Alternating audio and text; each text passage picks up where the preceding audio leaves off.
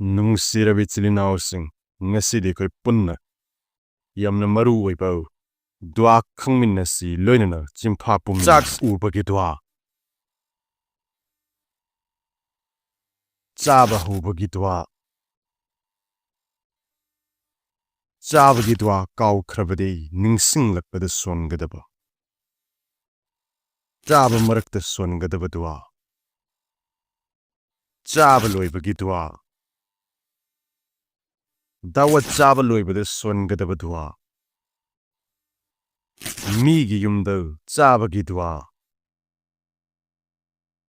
S.A.W. Dua si Amukka Solabadi, Haiba Adugi Matangdo, Allah nu wahang tawbiroi. Dastar Khan Hugat Pagidwa, Sangom Thak Pagidwa,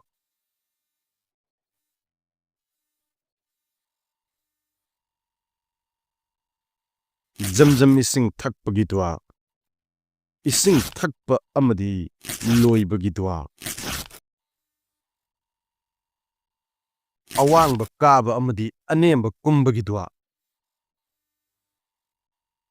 Tumbagidwa,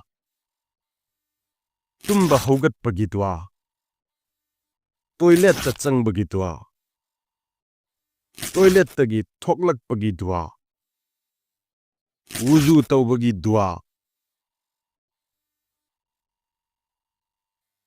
Wuzu Marakta Songadabadwa, Wuzu Loibagidwa, Fazar Namaz Sonba Tsappada Sonbadwa, Masjid Sang Bagidwa, Etikaf Ki Niyat, Masjid Thoklak Bagidwa, Masjid Thorak Lagal, Dari Kum Thavagidwa, Iftar Gidwa,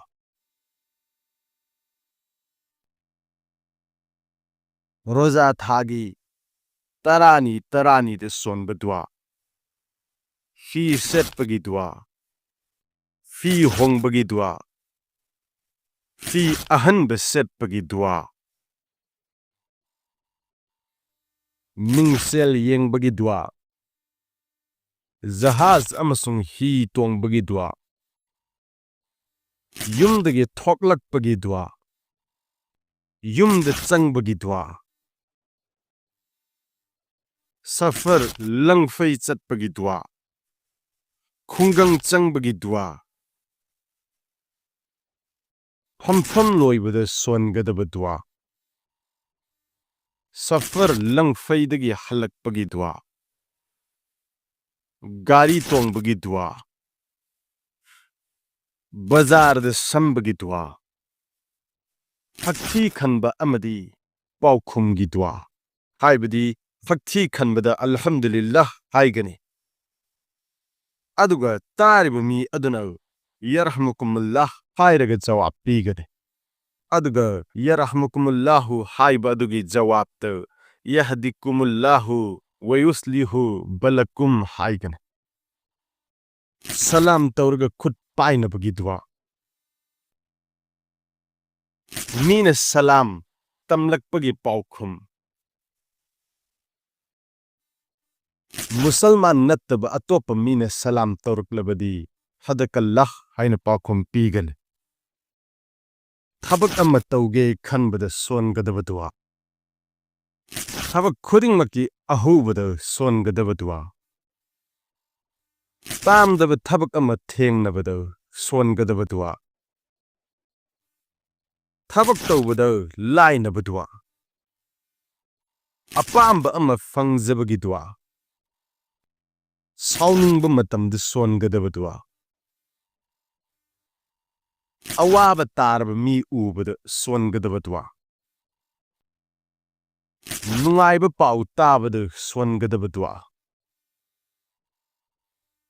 Saitangi Waswasa Amadi Fattabawa Kalak with the Son Gadabadua. Mina Khudol Amasung Mateng Pirak Pagidwa.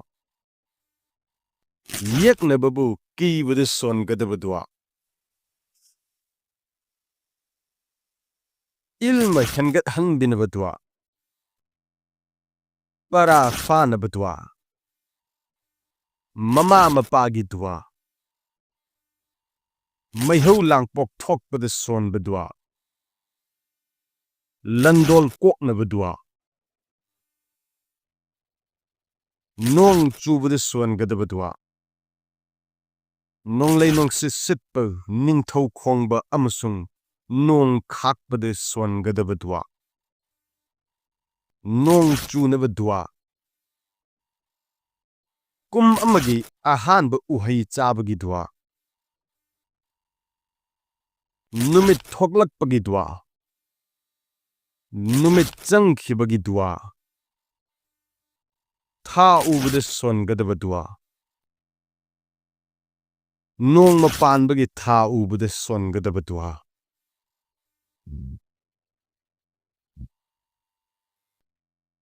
Rajab thagi tha ubada songadaba dua, anabagi manakta songadaba dua, asibagi pau taba amadi awa ana tabagi dua, anaba unabada sonba dua amasung niyam, anabagi manakta chatlabadi, anabagi maraibakta natraga masada yetki khut thamlaga hairiba dua asi songani. Arum hobada songadaba dua, kok chikbada songadaba dua, hakchangda achikpa mafam yawbada songadaba dua amasung niyam. Yetki khutna chikliba mafam aduda thamlaga bismillah ahumlak sollaga video asida pizarba dua asi tarelak songani.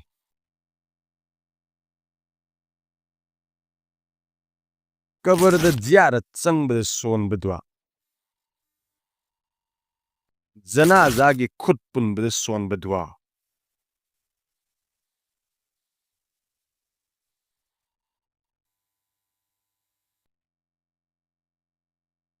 janazagi namazda sonba darut,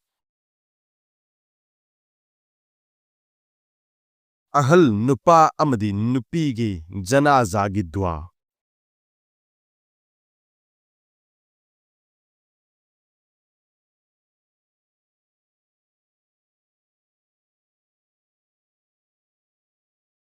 angang nupamcha amadi nupimchagi janazada songadaba dua, nupamachagi dua, nupimachagi dua, asibabu kabarda thang thabada songadaba dua,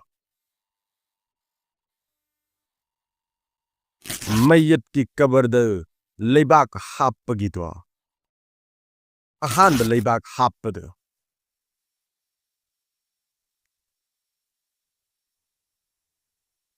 anisuba leibak happada, ahumsuba leibak happada, toba tawbada songadaba dua,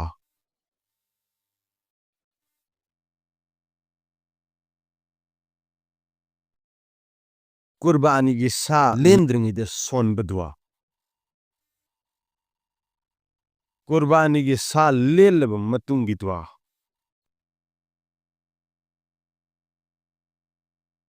akikagi sa lendringida sonba dua, nupa oiragana asumna songani, nupi oiragana asumna songani. Khomjingadaba mathakki dua asi sollaga kurbanigi sa lendringi mamangda sonba dua adu songani. Fulaningi mafamda nupamchagi maming aduga fulanatingi mafamda nupi machagi maming haigani. Nungsira ichilinausing ngasigidi asi fawdan khangminarasi. Mathangi tangkak amada dua taret amasung madugi kaanabasing akhoi punna khangminasi. Nungsira ichilinausing na video asibu mipung khudingmukta share tawbiduna yauhanbi. Aduga akhoi khudingmak duasing asi Chinfa Puhouro kanna Hotnasi. Allah Amasung Mahaki Nungsiba Rasul S.A.W.gi Islamgi apambada punsi asilenda kanna Hotnasi.